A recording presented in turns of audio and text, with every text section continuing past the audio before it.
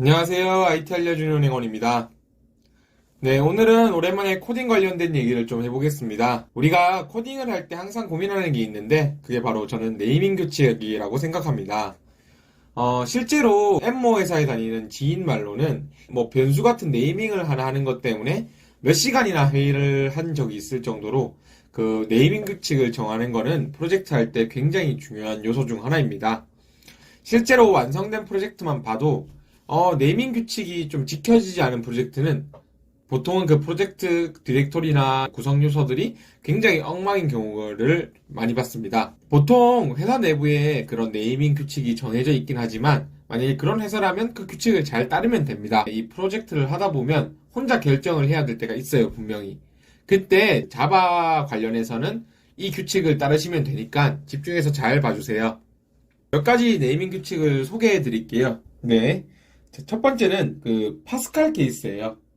이 파스칼 케이스는 모든 단어에서 첫 번째 단어가 대문자이고, 그리고 두 번째 단어부터가 소문자, 그 다음에 새로운 단어가 나타나면 또 대문자, 소문자, 이런 식으로 단어를 이어붙이는 표기법을 의미합니다. 툭툭 튀어나온 게 왠지 낙타의 그 봉우리가 튀어나온 건데 두 개가 튀어나온 걸 딱 닮았다 해서 쌍봉낙타 표기법이라고도 부르거든요.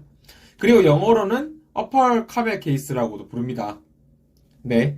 그리고 두 번째가 우리가 이 카멜 케이스예요.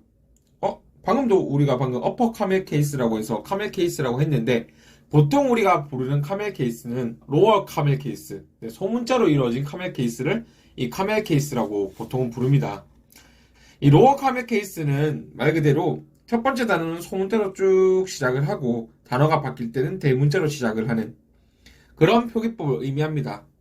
이렇게 보면 왠지 봉우리가 하나 툭 튀어나온 것처럼 보이겠죠? 그럼 낙타 등에서 딱 하나가 튀어나와 있으니까 우리는 보통 이거를 단봉 낙타 표기법 이렇게 부르기도 합니다. 파스칼 케이스 같은 경우에는 우리가 클래스명을 쓰고 그리고 그 로어 카멜 케이스는 메소드, 변수, 그리고 파라미터 이런 데 씁니다. 그리고 세 번째 같은 경우에는 어퍼 케이스가 있어요. 어퍼 케이스가 있는데 이건 뭐냐면 단어가 대문자로 이루어져 있고 그 다음에 사이에 이제 단어를 구분할 때는 언더바로 구분을 하고 또 단어가 나오면 단어 나오고 또 언더바로 구분을 해주고 단어를 넣고 이런 식으로 작성하는 그런 구분법을 말하는데요. 보통은 이런 상수에 써요. 자바의 상수에서 씁니다. 그리고 오늘 소개해드릴 마지막 표기법은 헝가리안 표기법이라고 해가지고 영어로는 헝가리안 노테이션이라고 하는데 이거는 아까 봤던 그 파스칼 케이스에서 이렇게 대문자 이렇게 이루어진 단어에서 앞에다가 접두어를 붙이는 거예요. 접두어를 하면 이제 캐릭터형 같은 경우에는 ch라고 붙일 수 있고 더블형 같은 경우에는 db 스트링 같은 경우에는 str 그리고 불리형 같은 경우에는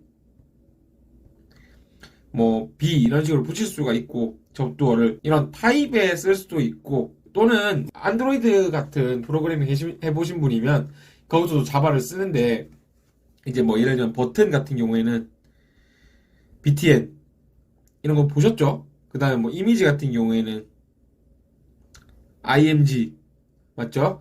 그 다음에 라벨 같은 경우에는 LBL 그리고 그리드 같은 경우에는 GRD 이런 식으로 축약어를 쓸 수도 있고 또는 멤버 변수 같은데도 M을 붙일 수도 있고 그런 게 많아요. 이런 걸 헝가리언 노테이션이라고 하는데 제가 이렇게 말로만 설명드리면 잘 모를 수도 있으니까 예제를 한번 보여드리겠습니다. 제가 아까 전에 작성했던 예제고 보시면 이렇게 보이시죠? 유저 레파지토리 해가지고 클래스명 같은 경우에는 우리가 파스칼 케이스를 씁니다. 파스칼 케이스. 클래스명을 파스칼 케이스로 만들고 그리고 우리가 아까 전에 뭐라고 했습니까? 그 변수 맞죠? 그 다음에 메서드명 그리고 그 안에 들어가는 파라미터 같은 경우에는 어떻게 쓴다고 했어요, 우리가? 네. 이런 식으로 우리가 카멜 케이스, 로어 카멜 케이스죠. 카멜 케이스를 활용하시면 됩니다. 다시 말해서 변수, 메소드, 그리고 파라미터 같은 경우에는 카멜 케이스를 쓰시면 됩니다. 그리고 어퍼 케이스 같은 경우에는 제가 상수에 쓴다고 했죠.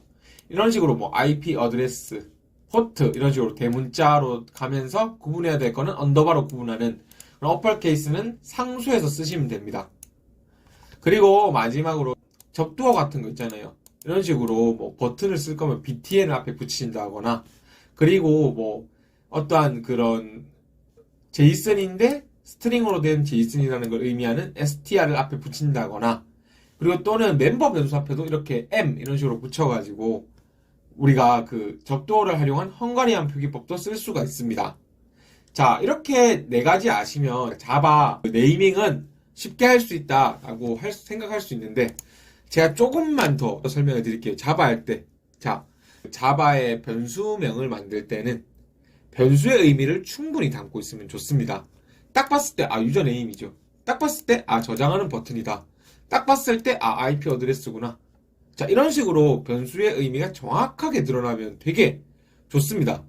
그리고 A, J, I 이런 단일 문자는 보통 변수는 안 쓰는데, 포문이나 while문 같은 데서는 이런 식으로 이런 반복문이나 while문 같은 데서는 이런 식으로 단일 문자를 쓸 수가 있다 라는 거 아시면 될 거고, 그리고 그 불리언 있잖아요.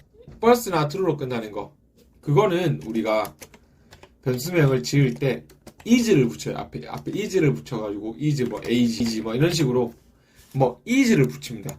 이해되셨죠? 또 하나 더 말씀을 드리자면, 가장 중요한 건 뭡니까?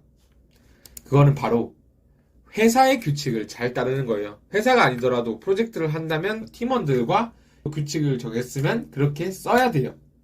그게 제일 중요한 포인트니까 그거 잘 기억하시면 앞으로 프로젝트 할 때 그렇게 크게 네이밍에서 고민하실 일은 없을 거라 생각이 듭니다. 자, 오늘은 여기까지 하겠습니다. 좀 도움이 되셨으면 좋겠고요. 혹시나 이 도움되는 정보를 드렸으니까 구독과 좋아요까지 눌러주시면 정말 감사하겠습니다. 네, 그럼 즐거운 주말 되세요. 감사합니다.